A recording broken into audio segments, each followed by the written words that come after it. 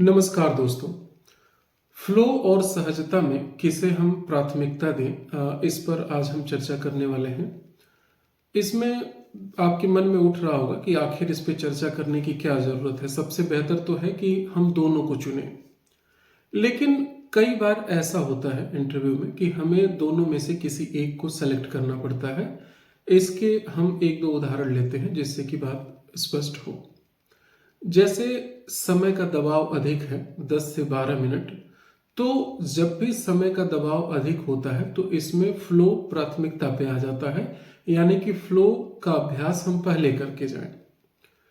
दूसरी बात यह होती है कि सहजता कई सारी समस्याओं को दूर करता है। जैसे कि यदि प्रश्न आपके रेंज से बाहर का है या आंशिक रूप से बाहर का है, तो ऐसे में सहजता बहुत ही कारगर होती है।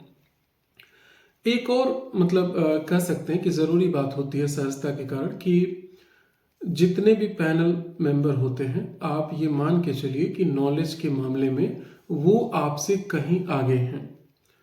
और आप ये कभी जताने का प्रयास मत करिए कि आपका नॉलेज उनसे अधिक है, बल्कि ये जताने का प्रयास करें कि जितना भी आपके पास नॉलेज है आप उसमें सहज हैं। सहजता की एक आध कमियां होती हैं, जैसे कि एक होता है कि ये व्यक्ति में थोड़ा डिफरेंट होता है और व्यक्ति में आने में थोड़ा समय लगता है। दूसरा एक कमी होता है कि ये किसी भी बात को कहने में थोड़ा सा अतिरिक्त समय लेता है, लेकिन बावजूद इसके इंटरव्यू में सहजता बहुत ही फायदेमंद होता है। इसके कई सारे लाभ हैं। जैसे आप देखेंगे कि ये आपको स्पेस देता है, कोई गलती होता है तो उसमें सुधार करने का, क्योंकि आप आराम से चीजों को रखते हैं।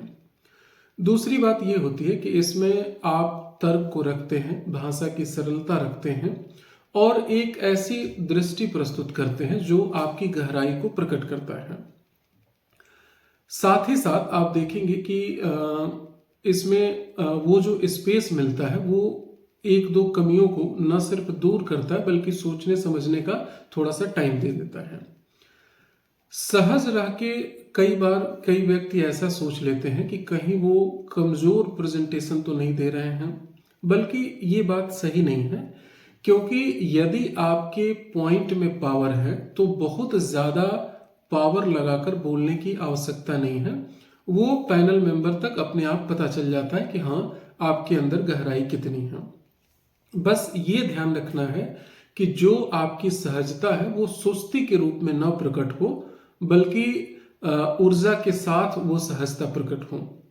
जैसे नॉर्मली आप एक उदाहरण हम यहाँ पे जोड़ सकते हैं कि जब आपको बोर्ड पे पढ़ाने के लिए कहा जाता है तो दो तरह की चीजें वहां पर देखी जाती हैं।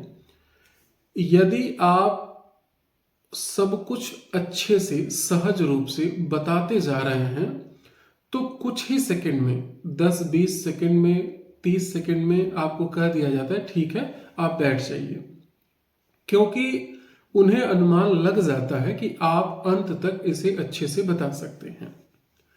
लेकिन यदि आप असहज रूप में जैसे बोर्ड पर जाते हैं और हल्का फुल्का भी घबराहट या एक दो मिस्टेक दिखता है, तो ये देखा जाता है कि लगभग 3-4 मिनट तक फिर आपसे बोर्ड पर ही टीच कराया जाए, क्योंकि वो आपकी असहजता को वहां पर उन्होंने पकड़ लिया है। तो हमें क्या करना है कि कई तरह से इस सहजता का अभ्यास करना है। और मैं पहले बता रहा हूं कि ये देखिए, व्यक्तित्व का एक महत्वपूर्ण भाग होता है और हम इतने साल के हो गए, एक लंबी जर्नी में ये व्यक्ति में आती है। किसी में ये बहुत अच्छे से आपको प्रकट होगी और किसी में जो है ये बहुत आंशिक रूप में प्रकट होगी। होती सब में है। यदि आप में आंशिक रूप में है, कम है या लंबे समय से आपने अभ्यास इसका नहीं किया है, तो थोड़ा सा कुछ दिनों तक आप इस पे काम करके थोड़ा सा सहज हो सकते हैं। और विशेषकर उन कंटेंट के साथ आप इसका अभ्यास करें जो इंटरव्यू डेट पर आप जिन शब्दों का प्रयोग करें या जिन पॉइंट का प्रयोग करें उनके साथ करें, जिससे कि वो शब्द, वो सिचुएशन और वो सहजता तीनों जो है एक तरह से अभ्यास में रहें और उस दिन आप असहज ना हो। थैंक यू सो मच आप सभी का।